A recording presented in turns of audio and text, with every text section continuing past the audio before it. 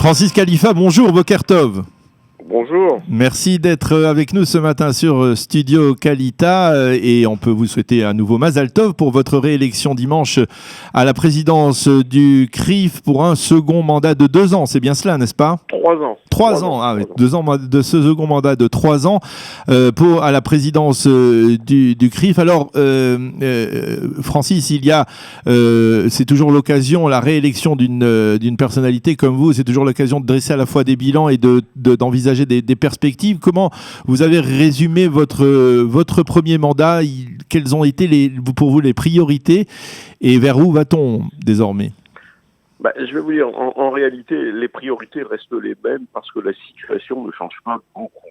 Je dois vous dire que la priorité des priorités, c'est bien évidemment de poursuivre ce combat contre l'antisémitisme qui gangrène aujourd'hui la société française, l'antisémitisme sous toutes ses formes, c'est-à-dire que l'antisémitisme, l'antisionisme virulent qui se confond avec la haine d'Israël et la haine des Juifs, l'antisémitisme musulman, l'antisémitisme de l'extrême droite, l'antisémitisme de l'extrême gauche. Je crois que c'est le défi que nous avons à relever, j'ai envie de dire, de mois en mois, de semaine en semaine, et je dois vous dire que malheureusement, même si nous avons obtenu quelques résultats, et je crois qu'il faut aussi le souligner, ça reste le défi essentiel pour les Français juifs aujourd'hui, pour les associations juives, et notamment pour le CRIF, parce que c'est ce qui rend aujourd'hui, qui commence à rendre la vie impossible pour les Français juifs, et notamment cet antisémitisme du quotidien, cet antisémitisme des quartiers, qui lui ne s'exprime pas dans la grande violence et qui fait pas la une des journaux, mais qui d'acte en acte, d'incivilité en incivilité, d'insulte en insulte ou de graffiti en graffiti, finissent par aboutir à un véritable exil intérieur de ces Français juifs qui vivent dans ces quartiers, qui les quittent, quartiers où parfois ils sont nés, qui les quittent pour aller vers des quartiers plus tranquilles, avec une conséquence terrible, c'est que il y a ceux qui peuvent partir, et il reste ceux qui ne peuvent plus partir parce que malheureusement ils appartiennent à des couches sociales défavorisées et ils n'ont pas les moyens de partir. Et puis à côté d'eux, il y a encore quelques familles juives qui vivent aussi dans ces quartiers qui ne peuvent pas partir, elles à l'inverse, parce qu'elles ont bénéficié de cet ascenseur social et elles se sont rendues propriétaires de leur appartement ou de leur maison. Et aujourd'hui, ces biens immobiliers se sont totalement dévalorisés, ils n'arrivent pas à les vendre et donc ils ne peuvent pas partir, ils sont retenus dans ces quartiers et c'est pour nous une préoccupation essentielle.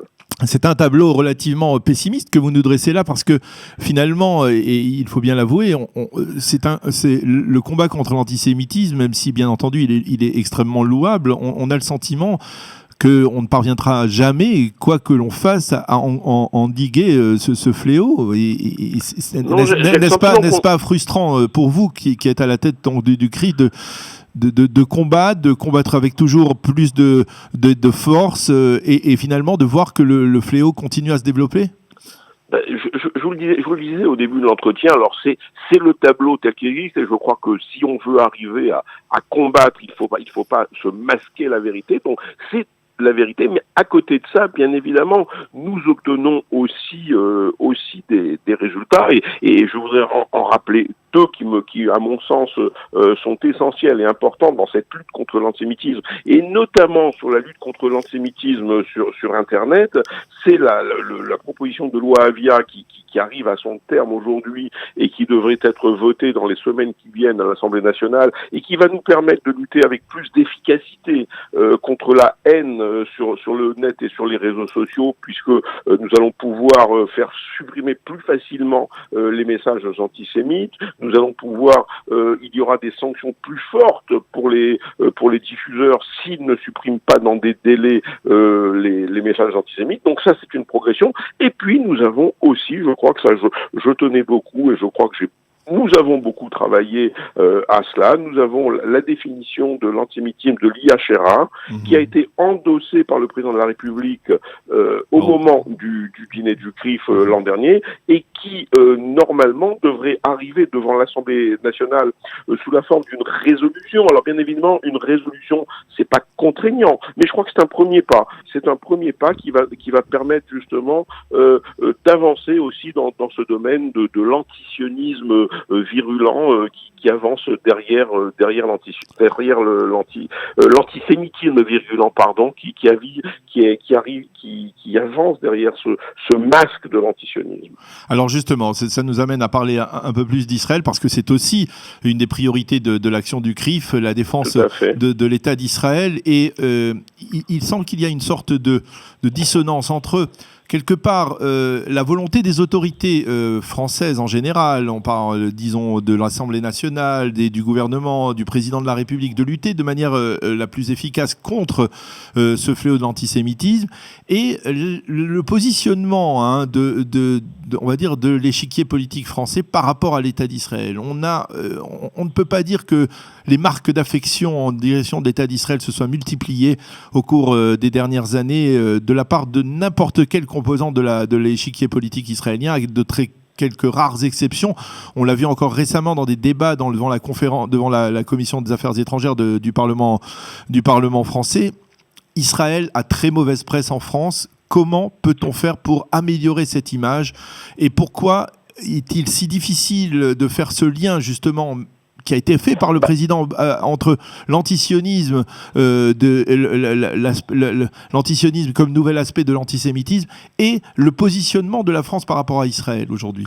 Non, mais je crois aussi qu'il faut aussi analyser les choses dans ce domaine-là de façon un petit peu différente, et ne pas confondre, si vous voulez, les désaccords politiques qui existent entre les autorités françaises et les autorités israéliennes, et je dirais une diabolisation d'Israël. Je ne crois pas que de la part des autorités politiques de notre pays, en France, il y ait une quelconque diabolisation. Non, mais il y a un climat qui n'est pas favorable. Regardez par exemple, on attend une visite du président français en Israël depuis son élection. Elle ne vient pas. Le Premier ministre avait annulé sa visite. Tout se fait de manière difficile.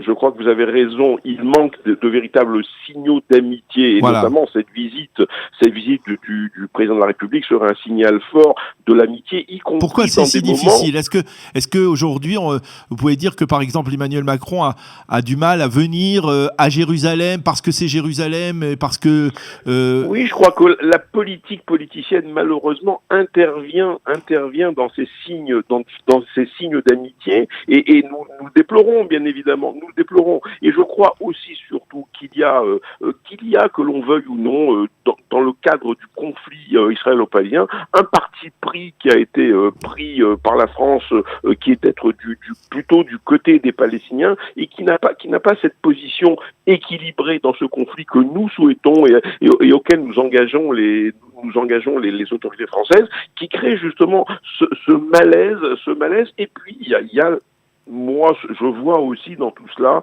la position américaine. On a le sentiment, on a l'enseignement que finalement la sympathie à l'endroit d'Israël est inversement proportionnelle à celle que reçoit Israël de la part des Américains.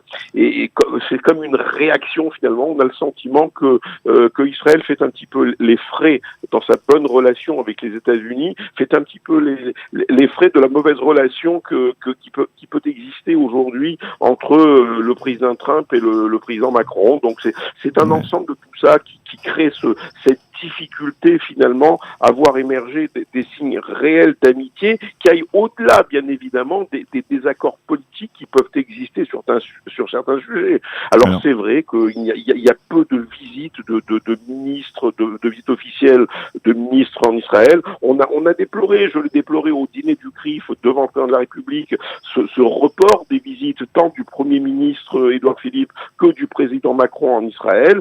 Nous espérons que tout cela va évoluer, que nous aurons d'ici à la fin de l'année, nous aurons une visite du président Macron en Israël. Je crois que ça serait un signe fort de l'amitié qui est souvent déclarée, mais je crois qu'il faut sortir des déclarations pour entrer dans l'action, et on doit aussi, l'amitié a besoin aussi de preuves, elle n'a pas besoin que de mots, elle a besoin de preuves, et je crois que des petits signes comme ça d'amitié permettent de renforcer les choses.